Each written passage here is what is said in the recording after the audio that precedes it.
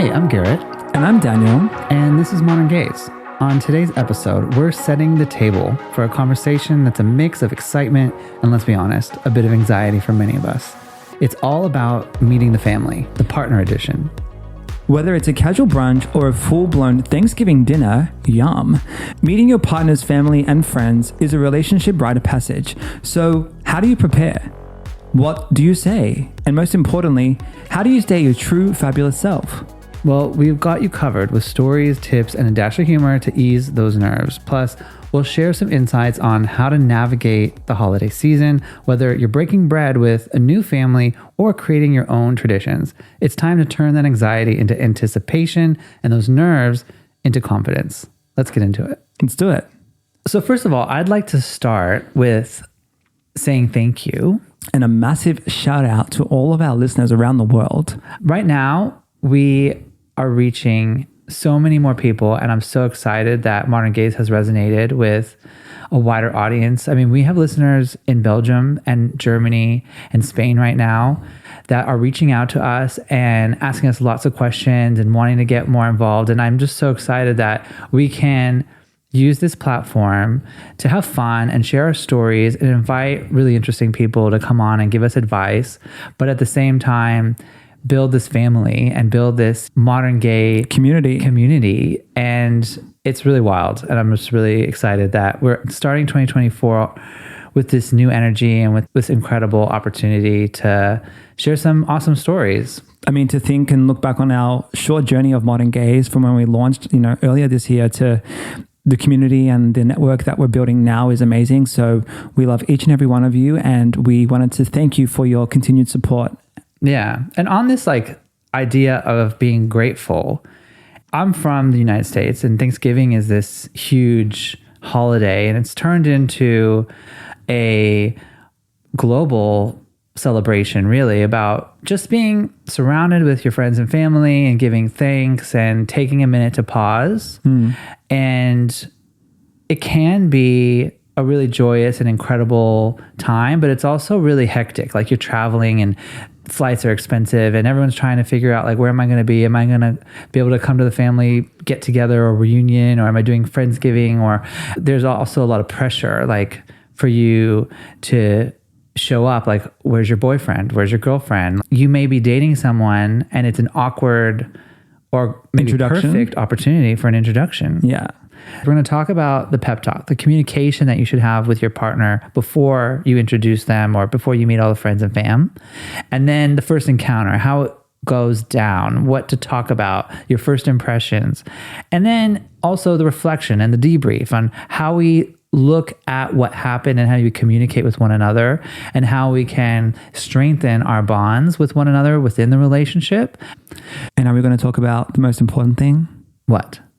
Food at Thanksgiving. Food at Thanksgiving. Yeah, we're going to talk about turkey and potatoes and salads and stuff. Yes. Okay, yum, thanks. Yeah, and we're going to cover Thanksgiving as well, which is, related to this, but it's not the only thing because this is actually happening on a daily, right? We're meeting our family and friends, correct, introducing our partners, and it is something to navigate. Yeah. It's a bit complicated and it causes a lot of anxiety. So I think it's also about knowing when the time is right. Yeah.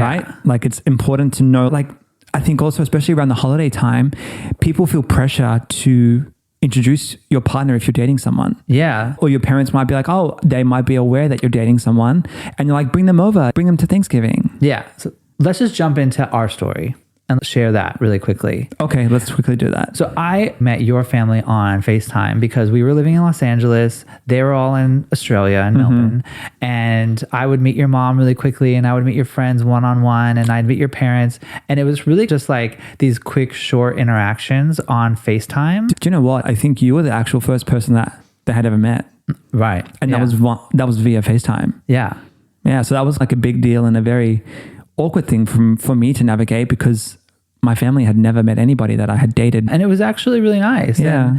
And I think it was probably less complicated for you and it was less things to navigate and organize to make it work. It was just spontaneous. Your mom FaceTimed you and I just happened to be there. And oh, this is Garrett. It wasn't this organized arrangement. Agreed. Which can be adding more issues. But for me, my family were like so excited to meet you. They had put together this whole dinner and this whole preparation at their house. Wasn't it your mom's birthday? It was my mom's birthday. Yep.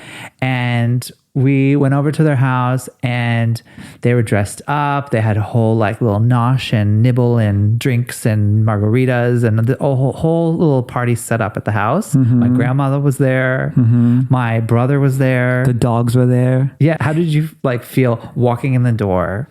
Well, I just remember walking in the door, and I think your mum and dad had both answered the door for us, and they were like, hello, hello, hello. And I was like, fuck. But it was, I mean, your parents are like my parents basically. And I immediately felt the love from them, and I felt the support from them. And I felt like I was already part of the family before I had even said one word from them, you know? Yeah. And like right after that, we actually just ended up going out to drinks. We went to this canteen. No. You've missed a whole bit. What? Right before that, What your happened? dad took me to another room. Oh. And he sat me down. Oh, who did he? Yeah. And he said, what are your intentions with my son? Oh, no. Like, I got the grilling. No, he did not. Yeah, darling. I got a scolding. No, which I appreciated. He's just this like very... He's a New Yorker. New He's Yorker, like, what are you doing protective with my dad. son? Yeah. I don't know what that accent was. But yeah, I got the full, what are your intentions? Do you love Garrett? Oh, all the questions. Yeah, like Intense. absolutely. Yeah. But I actually feel like that communication and that encounter with your dad, it brought us together. I think that your dad respected me. I respected your father. And I think that set us up to have a good long-term ongoing relationship with each other. Yeah. It was the first time you met my family. At the airport? Yeah. Yeah. I was at the airport. Yeah. And my mom comes out of LAX and she's like, hello! Woo! Do you remember? She was like clapping. Yes. There's so much energy. And to be honest, instant, really beautiful experience, right? Like and then the next 2 or 3 weeks when they were staying with us, we just spent every day together, really had such an instantaneous connection. Yeah. And then we came to Australia to visit, and I then spent a whole month with them. And that was when I really got to know them. And it was like this full 30 days every day of building a relationship with your family. We, I think, very, very, very luckily had a beautiful experience, and it was really unique. We did. Your mother even FaceTimed your sister while I was at the house. So I literally had met your entire family. Yeah. Either on FaceTime like you had met mine, or in person. I think we approached it as, let's just throw it all together, best intentions, see what happens. But I feel like that was our whole, now I think about it, that's our whole relationship. Yes. That's been literally us since day one. While that is really special and it was such a really incredible experience and obviously led to us today, I do still know that it was a very difficult time. We had a lot of internal talks about it. We had thinking about like, how are we going to do this? What are they going to say? How are they going to react? Are your family going to like my family? Like, it was a lot. Well, I even also, when you invited me to your mum's party and said, do you want to meet my family? Obviously I was very excited, right? But like, I had never met my significant other's family before. So I was very nervous, and I was actually asking people like, what do you do? What should I wear? What do I say? Because it was something that I had never navigated before. So I actually didn't feel comfortable talking to you about it because I wanted to make you happy and I wanted to enjoy the moment. But I went to my friends actually and asked them like how to prepare and what to do. Yeah. And that's good. And I think in reflection, that may have also been something that we could have maybe done better. Yeah. And that brings me to this first idea of the pep talk. Yeah.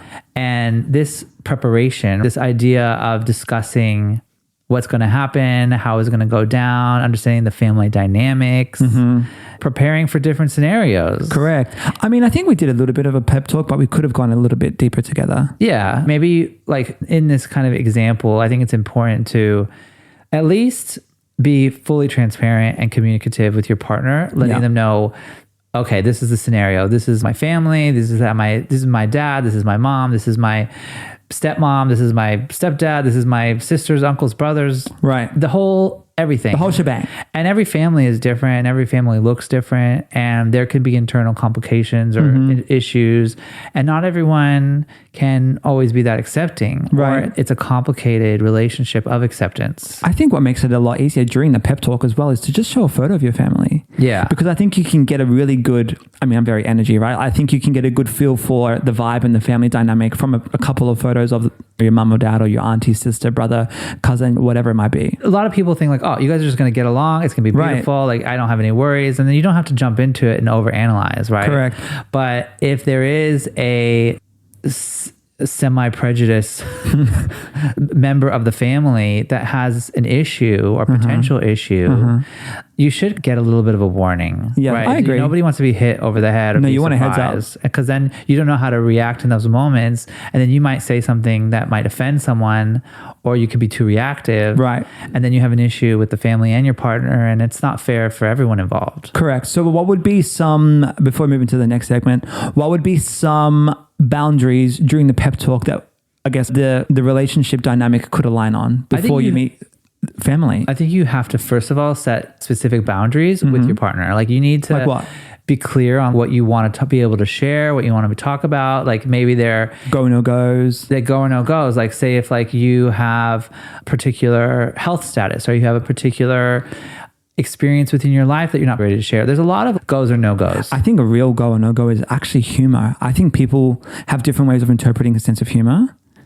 And I think that people can take it the wrong way. You're walking a fine line though, because like, say someone has dry humor, or they're like, that's who, you don't want to get to a place where you have to change your behavior. No. So I think what's important, and But you don't want to offend the other person. No. Especially a family.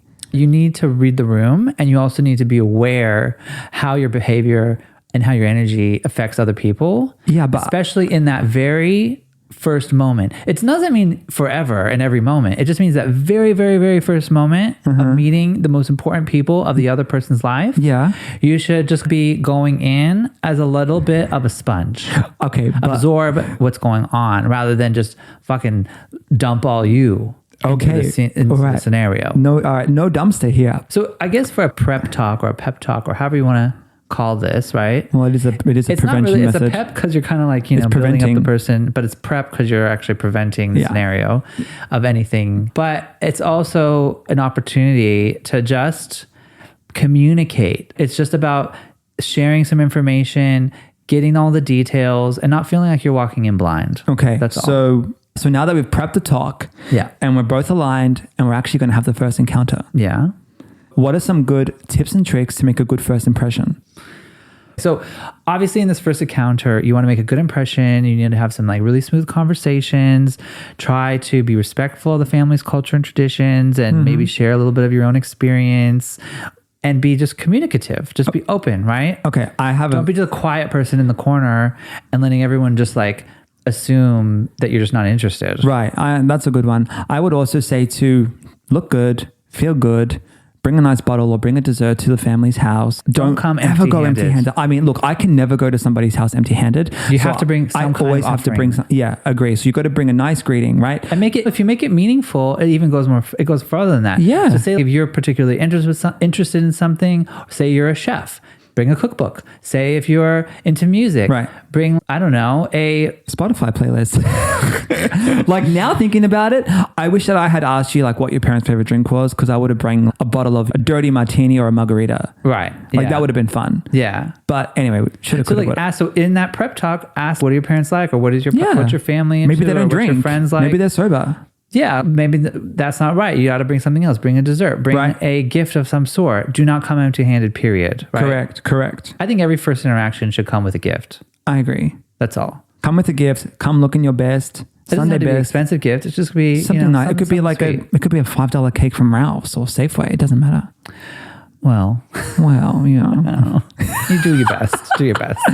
But in this first encounter, conversation starters, be the person that asks questions. Initiate the conversation. Because everyone's going to be asking you questions. Trust me. Yeah. And that's a good way to actually avoid you being like interrogated. Right. So don't let yourself be interrogated. Be proactive. So take control of the conversation. Yeah. And reflect on your relationship. So when you're looking at your relationship, like, oh, like this place that I went to with my partner, like their son or their daughter. Share some stories about them and relate it back to the family. Like this time when I went with them to go bowling, we had this really great experience. Like, do you guys ever go bowling? Because they're incredible. Right. And did they get that skill from you? Like, maybe it's a sort of totally random thing and they have no idea what you're talking about, but they're like, wow, this person's actually trying to connect with me. And I think a good way to continue and have a conversation to flow is to always ask open-ended questions. Never ask a closed-ended question like a yes or no. Yeah. Because then that's not going to initiate a conversation. That's going to be organic and feel natural and could maybe lead to another topic. So I think if you initiate an open-ended question like, how was your day? Or what did you get up to today? I think it will help keep the conversation flowing in a natural way. Yeah. And you aren't there to just express who you are. You're there to learn. And you're not also there to just eat and drink. If you're a shy person, it's not going to be so easy to just go up and be this, asking all these questions. No, but the other person would have said to their family, oh, they're a bit shy. You help break the ice. Right. And you can also just allow the space and allow the conversation to flow and pick up smaller conversations. If you don't feel comfortable being in the center of attention with 15 people staring at you at a giant dinner. Correct. Or just focus on one person or two people and navigate towards them so that you can have a more intimate conversation. It doesn't feel so overwhelming. Agree. That's a good way to also start to build smaller interactions and relationships within a family dynamic. I love that. What about conflict? What about conflict on a first encounter? Yeah. What about awkward conversations? Hearing something that you don't agree with. So this is also a very complicated experience for gay and lesbian, bi, trans, all queer and questioning people. Yes. It's a very kind of complicated place to navigate because you have to feel confident in your identity, and who you are and your identity. Yep. You have to stand up for your morals and your ethics and really just be who you are proud to be. I think just being non-judgmental, just try and be non-judgmental about it. Right. And be open to hearing whoever it is talking, hear their point of view. And I guess it's not about shutting it down or being too strong in your point of view, but just expressing your thoughts on the other side about it or the opposition and trying to have calm and collective conversation. I think that if you are in any environment that is disrespectful to you, don't take it. Don't tolerate it. You don't tolerate it. But there's ways to approach that. And hopefully in your prep talk, you got a little bit of information on how to navigate that. But at the same time, in these first encounters, the more that you can take a learner perspective rather than a teacher perspective, I think it's really quite helpful. And it's your time to take some notes. I agree. Take some notes, pay attention. Get a notepad. Look around. Don't be the person that needs to go in and tell everyone how it is. Right. That could be your second interaction or third one, right? Sure. But your first one could just be like, okay, I want to learn about everybody. Watch and learn, as Rihanna would say. Yeah. And the quietest person in the room is paying the most attention to everyone. Well, let me tell you, girl, my mind is never quiet in the room. My mind is going, let me tell you, boy. And then we get in the car and then when we're debriefing, which we'll talk about in a minute, then that's when everything is unloaded onto you. Right. But I also wanted to say, friends is usually a bit more awkward. Yeah. Mainly because your friends are very protective, right? And I feel like your friends know your past, they know your history, especially if you were dating someone recently and it was ending bad. They know more details about. Oh, girl, they're coming for you. They're coming for your new lover. They're more protective. So I feel like the friends is also, I'm going to fucking just lay it out on the first time that we meet each other and say it as it is. Yeah. And I feel like that's where the major pep talk needs to come in. But also the friends are the first ones to lose time. And availability. Time is of the essence. What are time are they losing? When there's only so much time in the day, right? Right. And when you have a significant person in your life and it can be treated sometimes as a threat to the amount of availability and time your friend has to you. Well, the thing is sometimes we choose our family, right? And friends are our family for a lot of people because people's family just don't accept them. Maybe they've passed on, whatever the situation might be. So friends can also really have a lot more of the hard-hitting questions is what I'm trying to say. Going into those scenarios and meeting the friends and meeting that inner circle, or the chosen family is that you want to also build reassurance that you're not here to take this person away from them or that you're going to push those people out of their life. I like that. It's even more important for you to build relationships and to start to interact with their inner circle, their inner friendship circle, so that you can build this kind of more comfortable scenario for everyone involved, so that you know that you're going to actually be having all these experiences and memories built together. Correct. Well, that's the point, right? You want to get along with your friends and your family of your lover, because if you don't, then you're going to really segregate yourself, and then it's going to cause this massive division, and it's not going to be fun. You don't have to get along with everyone. You don't have to, no. But it's important to show that effort. I don't know, when I met all of your friends and family and everyone, like I really put an effort to get to know them, to like be on my best behavior. Agree. But also genuinely try to connect with them and find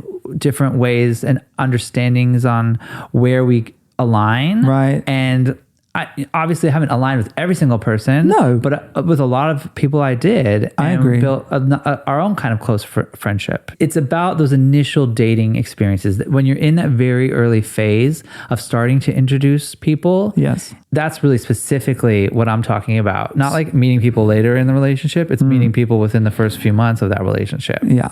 So meeting the family during the holidays.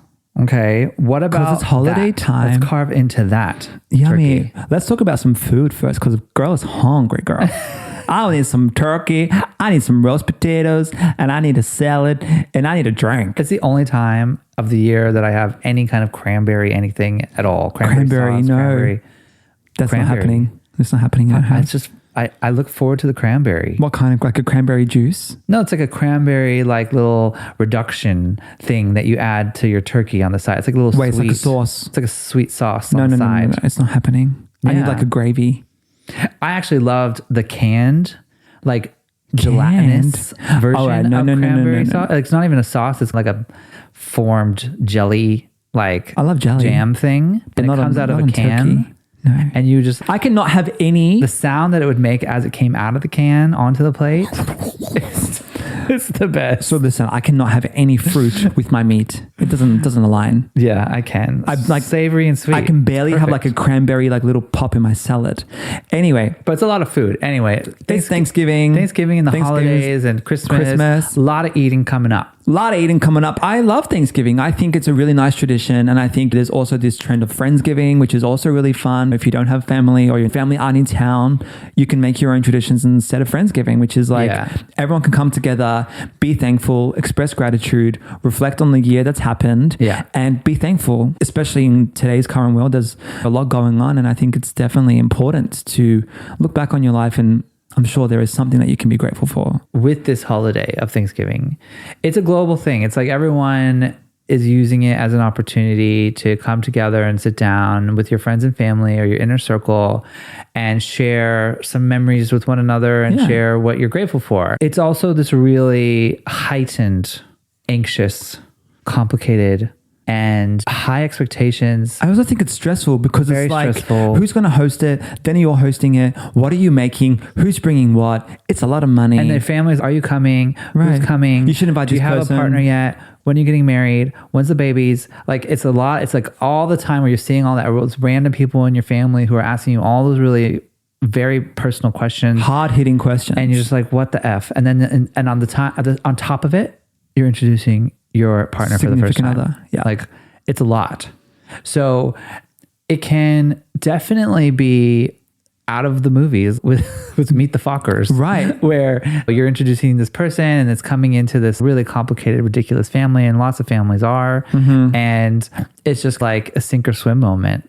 It may be really great and really easy, but if you can stay respectful and if you can stay in that listener state of mind and you can still just be trying to authentically connect with one another, it's the best way to navigate it. I agree. And I think that if you are feeling anxious or you're feeling stressed out or Thanksgiving or Friendsgiving overwhelms you, there are also different ways you can celebrate that don't have to be so overwhelming. Yeah. So I think that even as a gay person or as someone who's queer and you're coming into a scenario where you may not be celebrating Thanksgiving with your family, you may be opting for Friendsgiving, but you may be even opting for A gaycation, darling. a getaway. Let's get away, darling. I would love the getaway. Even if you just want to take 1 year, like maybe you normally see the family every year and you normally do all these big traditions, maybe doing something a little bit different could be good. Yes, I agree. It's not maybe not good for everybody, but if you can take this opportunity to celebrate and travel, or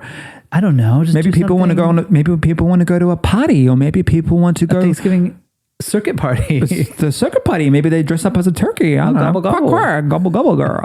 You know, maybe people want to go watch the Macy's parade, the Thanksgiving parade. Yeah. Like there are a lot of different ways that you can create your own Thanksgiving celebration. You can create, that's the whole point of this, right? Like it doesn't have to be, you go to dinner and there's 50 people there or 20 people there and everyone's bringing their own plate and a pumpkin pie, and it doesn't have to be this whole thing. I think we can reimagine or we can recreate this idea of how we celebrate Thanksgiving. Yeah. There's all of these Thanksgiving parades all over America, and maybe traveling to one of those cities with your significant other, or even with like your small circle of friends or your own chosen family.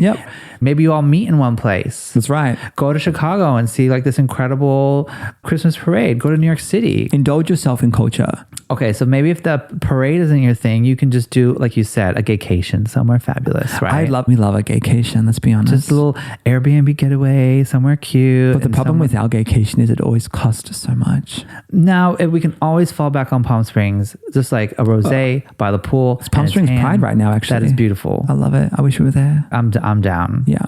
I guess you could do parties, like you said, circuit party. Yeah, I said do a party. Do a doof. But maybe you do that all the time. I don't know. Yeah, and maybe change it up a bit. Different. Maybe do something a bit more wholesome. It's not the most wholesome environment. Oh my God, I just said that. But other than that, maybe you can just host something small. Do a small Friendsgiving. Do a gay dinner. A gay dinner. Like just have a little small celebration. And if you're ready, and if it's something that you think that you want to do and are ready to do, it's a great time to just come out, be yourself, and tell everyone, this is me. I'm proud to be me. I'm grateful to be me. I'm thankful to be me. I'm thankful for my body. Yeah. And love it. Love it. Step into it and own it. Yeah. You better work. Different ways to approach this holiday season. I love that. Okay. So after the plates are cleared. The plates are cleared. The dinner has been served. The goodbyes are said. We're leaving. We're done. It's time for reflection. Oh. Let's get into the debrief. The talk. So let's not just be like, oh, that was fun, or that was a nightmare. Let's talk about why. Let's talk about all the reflection, the feeling, the conversation. Let's talk about deep. Let's get deep. Let's get deep after that turkey. Let's get deep after that turkey and pumpkin pie. Girl. But I'm going to bed, girl. Good night. Okay, so maybe you'll go to sleep. You'll pass out. Lots of wine, lots of turkey, lots of food. No sex.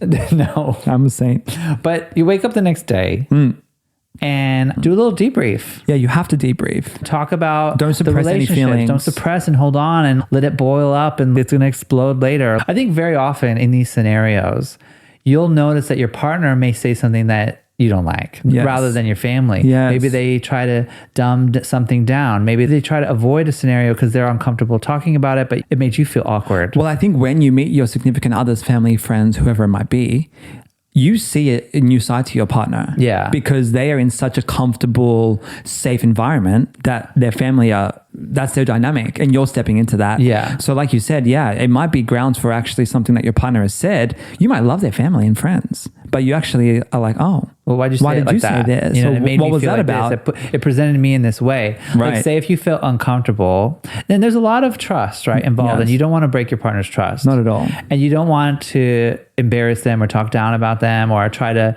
Never. and make it a joke. No. And say, I was just joking. Right, so I was talking about sense of humor before. Right. Like you really can't just say, it was just a joke and you're being sensitive. I'm sorry how it made you feel. Like, no, it should be like, I'm sorry I said what I said. You said what you said. I can see how that made you feel and just apologize. I will change the way that I talk and communicate about that again in the future. In the very initial meeting, it's important that that doesn't happen. No. Because then you don't feel like you can trust your partner. You don't feel like you've been thrown under the fucking bus. Yeah, and I think that you want to feel like you have Support. a unit, a support, someone that's got your back. Yeah. Especially in those early first interactions. Yeah. So I think that while meeting the family can be fun, right? It can be a massive learning curve for your next step of your relationship. A place to have patience and navigate with one another.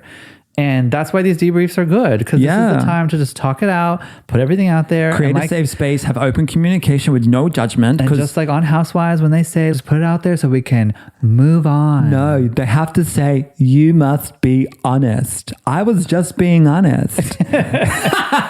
But seriously, they go through these like ridiculous scenarios of terrible communication, and then they just lay it all out, and then they are able to move on. Right. So I think that even in a small interaction and a personal, intimate family meeting scenario, you do need to talk about it after. Of course. And I think it's the most important part. If you're trying to build a long-term relationship and you're introducing your significant other to your family, those debriefs are so good. And those prep talks are so good because it's what happens before and after that's the most important too. And also in the middle is what's important. Everything's important. Everything's important. Okay. So that brings us to the end of today's episode, and we hope that you're walking away with some golden nuggets of wisdom. I mean, I love nuggets. When it's your turn to meet the fam. Yes. And remember, whether it's their family or your family or even your family of friends, what matters most is the love and respect that binds us all together. And if things don't go as planned, that's okay too. Every experience is a step forward in our vibrant lives. That's right. So if you've got a meet the family story that's too good not to share, please slide into our DMs on Instagram or Twitter at Modern Gaze. We're all about those you can't make these stuff up moments, and we'd love to hear them from you. Yes. So until next time, keep living authentically, loving freely, and laughing often. I'm Garrett. And I'm Daniel. And this is Modern Gaze. Hey everyone, thanks for listening to Modern Gaze. We hope you're enjoying our podcast so far. Make sure that you follow, turn on alerts, and even turn on auto downloads so that you get our episodes first. Our episodes come out every Tuesday and they stream anywhere podcasts play.